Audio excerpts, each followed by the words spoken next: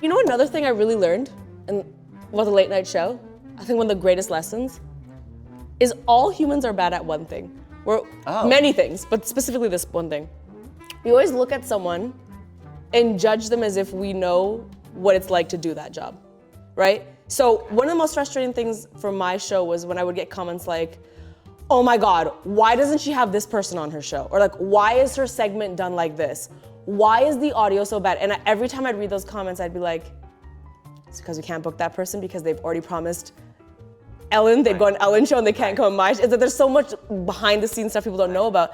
And then I had to check myself the next time I watched a Raptors game because I was like, how you missed that shot, bro? How you missed that shot from the 3-point line? Stupid, I could make, but realistically, I've never made that shot from the 3-point. I've never been on that court. Right. And I don't know what that feels like. And under that kind of pressure. Exactly, and I don't know what that feels like. And I felt the weight of that in late night because I was like, oh man. And even me, maybe I thought it was gonna be way easier than it was. There's so many reasons. It's such an archaic industry, especially late night, of how things are done. Because you have to hit the mark and because you have to do a certain. Every episode of my show had to be 22 minutes and something seconds. It could never alter. It had to be exactly that. Yeah. You know? Because it's all run by advertising. It's all run by advertising. Yeah. So that means I have to drag one joke out longer. I have to cut one joke that made the rest of it make sense. You have to do all that. One segment we had, stupid angles getting cut ridiculously. Why? Because my talent came, failed to mention they're not allowed to hold an iPhone because they have an Android deal. Oh. The whole bit is FaceTiming people. You would think that would have been in their writer. You would think. The whole bit is we take a shot, we FaceTime someone. 2 minutes before the show starts. Oh no, they got an Android deal. They can't be doing that. So now I'm like, Google Duo. So now we're shooting angles of like half this person's face and comments, why is this shot so stupid? I'm like, you don't get it, bro, what I'm dealing with here, okay? But have you made a video like that? Like the top 3, like things that you wish people understood? I think I made one video about it and like. And people are like, blah, they just think it's too inside baseball. Yeah. Why is she complaining about Why this? are you whatever. complaining? Shut up, sell out. Yeah, get out of here. Until you're there, you don't get it. And you know what, to be fair, if I was those people, I might say the exact same thing. Well, you did, rappers. Exactly. Yeah, I talk crap all the time, so we're all the friggin' problem, including me. Yeah, well, at least you recognize that. Yeah, I understand I'm part of the problem. I do, 100% That's gonna be the name of that TikTok, like that Lilly Singh. It's just like when we talk about politicians, or we talk about athletes, you're stupid, I could do a better job. In actuality, we know nothing. Yeah, but there's some people where you're like, I could do a better job than that person, and you're probably right. Is it fair to say, though, in the position, there's probably 10 things you have no idea exist in that position? Yeah, no, it is. Right? But did you grow up as someone who was just good at a lot of things? Did I grow up as someone that was good at a lot? I do feel like I'm a jack of all trades. Perhaps not a master of any of them. I just finished Master of None Season 3. I was trying to change the wording so I wouldn't exactly quote Master of None. Because in your contract you can't actually say it. No, because then I was gonna be like, oh, I was trying to like be unique and stuff. Yeah. But yes, I did, like, for example, growing up I loved dancing. That was the main thing. I was a dancer before YouTube. I loved baking cakes. This is a random fact. My first couple of videos were baking cakes. I'm a very obsessive person. Once I enjoy something, I obsessively have to know about it and put it into my life. For example, I grew up, I really liked rocks. I was that nerd. I'm like, I love rocks. I like collect, and that's it. For 3 years, my life was just rocks. I was like, I will only be discussing rocks now. I'll be collecting rocks. If I go to the store, I will be buying rocks. I will be going to my neighbor's house and stealing the rocks on the side of their house. And then I grew up and I developed a crush on the rock. So like, I just feel like I obsess over things. You manifested that. Yes. Do you remember Mohs scale? Do you know what that is? Mohs scale? It measures the hardness of rocks. So if you know, I am deeply upset that I did not know this. If you leave with nothing else today on your ride home, you could be like. I thought you were gonna hit me with something basic like igneous, but you went to a whole new level here. No, I'm not a sedimentary host here. Wow! This is my favorite podcast. I'm so glad you got that. Where else could you get that kind of a joke? Metamorphic? Did you Sedimentary listen? igneous rocks? Don't come at me Don't with come the wrong at me. Did I just tell you? Okay. I'm good at rock. In 73 questions, you alluded to the fact that there might be a downside to fame. Is there a downside to all this fame? There's a downside to everything. I think everything is a double-edged sword. What is the downside to fame? This whole podcast, have we not talked about that? The whole thing. Okay, the downside. No, I'll tell you. If I had to pick one thing, and I'm sorry, I'm gonna have to preface. I am gonna have to preface. There's a downside to fame, but I also know there's a lot of friggin' privilege to fame, so I have a tough time. But if I had to pick one, that's a downfall. it's never being given the benefit of the doubt. Like, you are not treated like a human when you're in the public eye. You're truly not. Because parents will teach their kids it's bad to bully, don't bully, and then they'll make fun of the Kardashians. You know, they'll be like, oh, don't treat people like this, except if the person's famous. There's always an asterisk there. If the person's rich and famous, you can say whatever you want to them. So people don't treat you like a human. You know, if you meet someone on a day, if anyone meets someone on a day, you might think, oh, this person might have acted that way because maybe they're tired, maybe they had a bad day. Sure. That guy's an asshole. I remember one time I was walking through the airport, I kid you not. This is factually what happened. It was 6 a.m. I'm tired already as hell. in a bad mood, yeah. Tired as hell. I was going through security. This is literally what I did. I took my laptop out of the tray and I walked through the security thing. And this girl looks at me and she goes, wow, you're so much different than online. And I'm like, wait, what? All I did was walk through the thing. I didn't say anything, we exchanged no dialogue, but I guess I didn't walk happy enough or seem like... The TSA person or the actual person just like that scans you, you know? And I was like, wait, what? And then the whole rest of that trip I was like, am I exuding like an energy that's not... Right. Like, is she expecting me to go through and be like, oh, what up, t-shirt reference, I'm coming through security, like, you know what I mean? Like, and so people don't give you the benefit of the doubt. Like, you can never just be tired. It's always that you're a sellout. It's always that you're stuck up. Sometimes I don't do things for safety. Like, if after a show or something, if my team's like, hey, there's a sketchy person that we have recognized that's outside and I don't go, all those people are gonna be like, Lily's so stuck up. She never came. It's never about like, was there something else at play here? Right. You know what I mean? So that definitely makes it tough. I would think so, to not be given the benefit of the doubt. So much reliance on that. Yeah, sometimes even my family does it. That's tough. Really? Yeah. Sometimes with my dad, and bless his soul, I love him to death, but sometimes when I go home and he will be like, oh, I need so-and-so's kids to come over, they're dying to meet you. And I'll be like, Dad, I'm really tired, like I just want to enjoy home. Wow, you're supposed to thank fans that do things for you. And he'll make me feel bad about it, and I'm like, where is my safe space? Mom, it's gotta be mom. Yeah, my mom is my safe space. My dad still calls me Superwoman.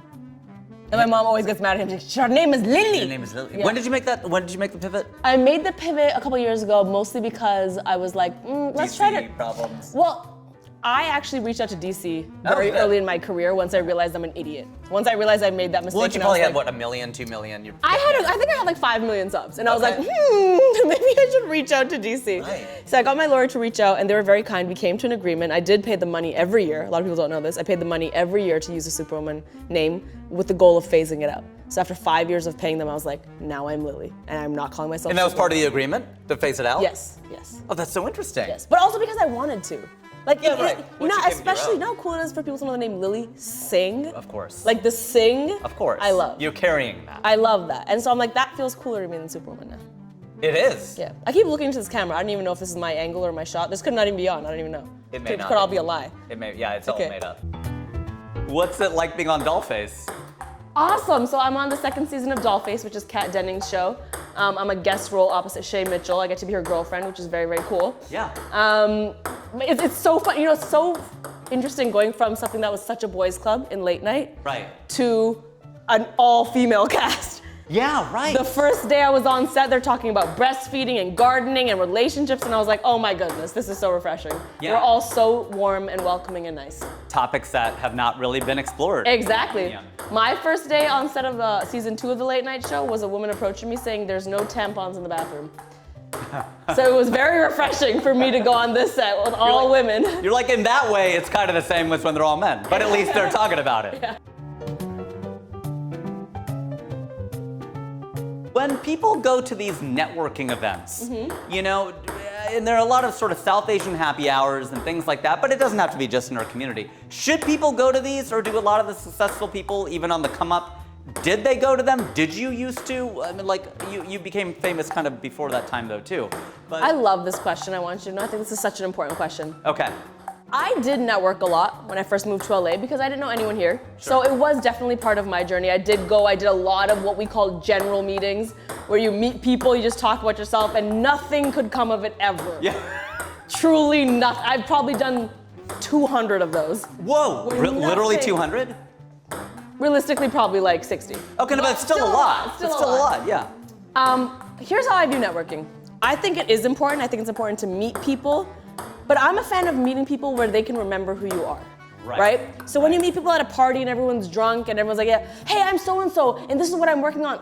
I don't believe in the power of that. I believe in the power of like, maybe emailing their office the next week being like, hey, I was at the same party as so-and-so. Would love to sit down and talk because we had such a good conversation at that party. Right. You know? It's you two-putt it. Exactly. Yeah. And so I do believe that networking is important and you have to know people, but it does not replace the hustle. That's the asterisk I want to put on this. A lot of people think, but I went to these parties, I met people, and nothing's come of it. That's because you still got to work really, really hard. People are still people. Unless your work can speak for itself, those people are not going to care how good you are at networking at an event, you know what I mean? Right. Ultimately, those people care about, can you act, can you write, can you do whatever it is you say you do? And so network, sure, but not as a replacement for work. I love that, and there's also this aspect sometimes that people who can talk the game can't do the game. Exactly, yes. If you're too slick. Yes. So if your reel is garbage, but you can have a good conversation, networking doesn't matter for you. Yeah. Because you need to back it up with something. Right. Yeah. Right. No, that is true. Networking might get you in the room, right. But your work is gonna keep you in the room. Right. That sounds really smart. We should put that on a t-shirt. You should. That is good. Really, I like that. I think that was really smart, right? Networking gets you in the room. Yeah. Talent keeps you in the room. You know what? Talent sounds better than work. Let's change it to that. Oh, talent. Well, No, you didn't. You work. You upgraded it. You upgraded it. I don't know. I just misheard it. I'll take that. Have you made it? Ooh. I said, how much more time do you got in this podcast? I was like, let me ask her this, keep her here. You're like, just a small little ending question. Yeah, I know. I'm totally gonna ask you something else. I thought, no, I didn't get to ask you that yet. My honest answer is, I don't feel like I've made it. Okay.